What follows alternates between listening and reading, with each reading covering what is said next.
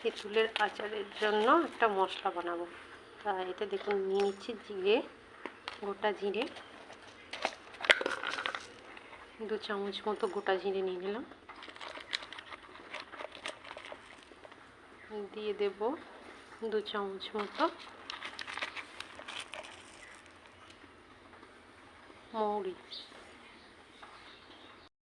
দিয়ে দেবো কালো সর্ষে।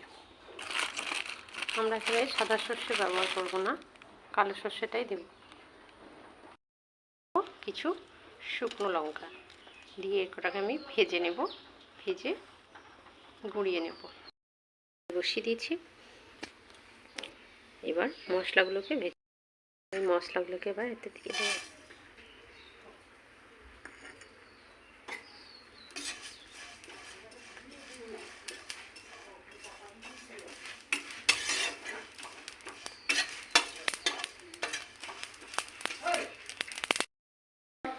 দিয়ে দিলাম কিছুটা পরিমাণ সর্ষের তেল। রেখেছি তেঁতুলগুলো এবার দিয়ে দেবো।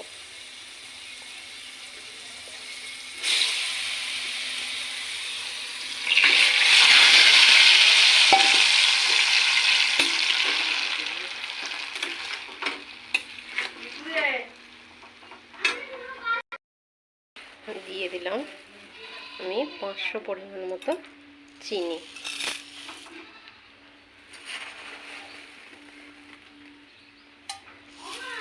এই দিচ্ছি। কি গো,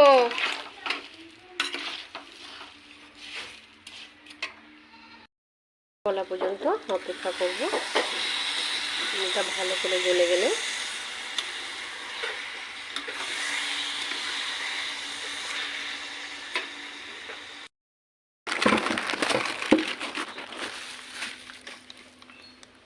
দিয়ে দিচ্ছি বেশ খানিকটা বিট নুন।